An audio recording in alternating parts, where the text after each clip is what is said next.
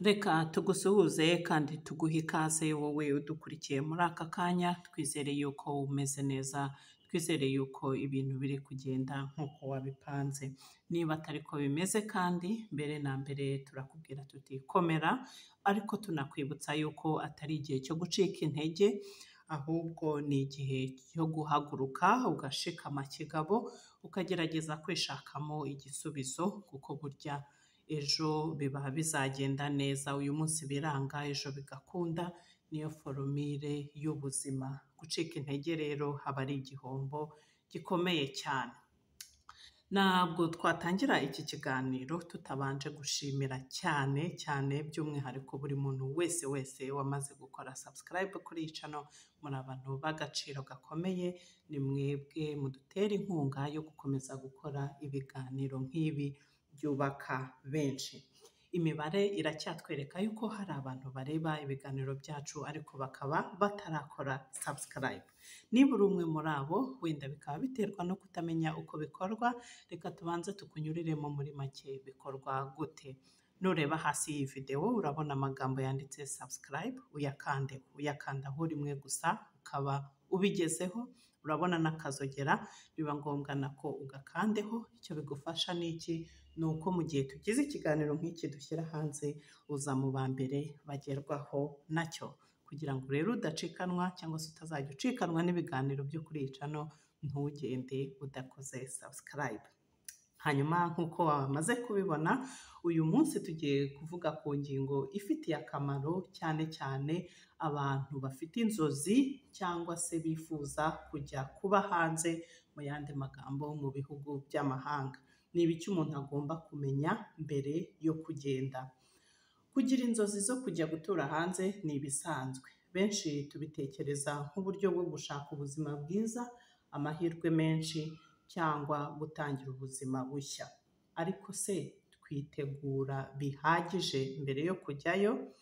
Reka tuganire ku bintu by'ingenzi ugomba kumenya no gutekerezaho mbere y'uko ufata umwanzuro wo guhaguruka ukava mu gihugu cy'iwanyu. Ikintu cya mbere, menya neza impamvu ushaka kujya hanze cyangwa se mu gihugu cy'amahanga. Si byiza kujya hanze cyangwa gutura mu mahanga gusa kuko abandi bagiyeyo. Oya rwose. Fata umwanya witekerezeho. Ni iki nshaka kugeraho? Ese ni akazi cyangwa se ni ugushaka ubuzima bwiza? Kumenya impamvu yawe nyayo bizagufasha guhangana n'ibibazo uzahurirayo nabyo. Nta nzira yoroheje yo gutura ahandi ibaho. Ariko iyo ufite intego, biroroha gukomeza kubayo ndetse no kutarambirwa. Icya kabiri, kora ubushakashatsi umenye neza amategeko y'igihugu ugiye kujyamo. Buri gihugu gifite amategeko yacyo ku bijyanye n'uburenganzira bwo gutura, gukora, kwiga ndetse no kwivuza. Niba rero utamenye ibi hakiri kare, ushobora kugerayo ukajya wishyura amafaranga menshi cyangwa se ukaba wanakwirukanwa. Menya neza niba ukeneye ibyangombwa runaka cyangwa se uburenganzira bwihariye. Ibi bizakurinda kugwa mu makosa. Ikindi cya gatatu, tegura amafaranga ahagije. Gutangira ubuzima bushya mu mahanga bisaba amafaranga pe. Itike, aho kuba, ibyo kurya, ibikoresho by'ibanze n'ibindi. Hari abajya hanze batekereza ko amafaranga azaboneka mu buryo bworoshye, nyamara siko bimeze. Tekereza rero ku ngingo y'imari y'amezi ya mbere. Utekereze uko uzabaho mu gihe utarabona akazi cyangwa se ubundi bufasha. Ikindi cya kane ugomba gukora, tegura umutima n'ubwenge. Kuko ubuzima bushya bushobora kukubabaza. Ubuzima mu gihugu cy'amahanga ntabwo ari paradizo nk'uko bamwe bajya babitekereza. Oya rwose. Hari igihe uhasanga imbeho idasanzwe utamenyereye, ururimi utazi, abantu batandukanye batagutega amatwi, cyangwa se akazi kenshi utigeze ukora cyangwa se utanamenyereye. Niba rero uteganya kujya mu Bufaransa, ni urugero, tangira witoze. Ahangaha ni ku ngingo ya 5. Ikintu ugomba gukora kindi ni ukumenya ururimi n'umuco w'igihugu ugiye kujyamo. Ni urugero dufashe, niba ugiye kujya mu Bufaransa, tangira witoze Igifaransa. Niba se uteganya kujya muri Amerika cyangwa se muri Canada, tangira wige Icyongereza neza. Burya ururimi ni urufunguzo rw'ibintu byinshi, ruzagufasha gusaba akazi, kwivuza, kumenya amakuru ndetse n'ibindi. Hejuru y'ibyo rero, hejuru yo kwiga ururimi, menya n'umuco w'aho ugiye, uko bambara, uko bakira abantu, uko babana n'abandi ndetse n'ibindi n'ibindi. Ibi bizagufasha kubana neza n'abo usanze kandi bikurinde kwangwa cyangwa se guhezwa. Ikindi cya 6 ugomba gukora, menya ko gusubira inyuma cyangwa se gutaha atari ugutsindwa cyangwa se atari ukuba ikigwari.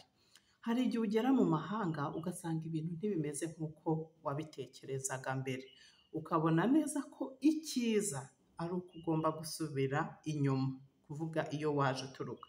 Ariko mu mutima ugatangira kumva ijwi rikubwira, abantu bazavuga iki, bazanseka, nzaseba, ndasebye, n'ibindi n'ibindi. Oya, gusubira inyuma cyangwa se gutaha ntabwo ari ugutsindwa rwose, kuko hari igihe kigera ugasanga aho uvuye, kuvuga aho waje uturuka, niho hari amahirwe yawe.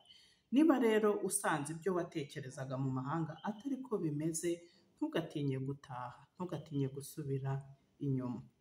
Gutaha akenshi ni intambwe yo gutangira ubuzima bushya. Hari amasomo uba umaze kwiga muri iyo minsi mike uba umaze mu mahanga, hari amasomo menshi buryo uba umaze kuhigira, ushobora gutaha ukayashyira mu bikorwa, noneho nayo akazaguhindurira ubuzima. Dusoza rero, kujya gutura mu mahanga si igikorwa cyoroshye, ariko ni amahirwe. Ni amahirwe ajyanye n'ibigeragezo, ariko iyo wabanje kwitegura neza, ibintu bigenda neza. Niba wifuza rero kujya gutura mu mahanga, ugomba kubanza kumenya mbere na mbere icyo ushaka, cyangwa se mu yandi magambo intego. Ukore ubushakashatsi, umenye neza igihugu ushaka kujyamo, umenye ururimi ndetse n'umuco w'aho ugiye. Ibi nubikora mbere y'uko uhaguruka, byanga bikunda, ntabwo uzatungurwa. Mwakoze cyane rero kubana natwe, cyane cyane wowe watangiranye natwe ukaba ugejeje ku musozo aho dushoreje iki kiganiro. Wakoze pe kuduha umwanya wawe. Niba wakunze iki kiganiro, turagushishikariza ko utakihererana, ugisangize n'abandi. Bikorwa bite? Nureba hasi iyi video urabona amagambo yanditse share, uyakandeho, noneho ugisangize nabo wifuza kugisangira nabo. Natwe bitwereke, ukande kuri ayo magambo yandi ubona like, biradushimisha cyane, bidutera inkunga. Ikindi na comment zanyu nazo turazikeneye. Niba mubona hari ibyo dukora neza cyangwa se tudakora neza, byose tuba tubikeneye kugira ngo tubashe kubagezaho ibintu mwifuza. Naho ubutaha rero, Imana ikomeze ibane namwe, ihire imirimo y'amaboko yanyu, muhahe muronke. Bye.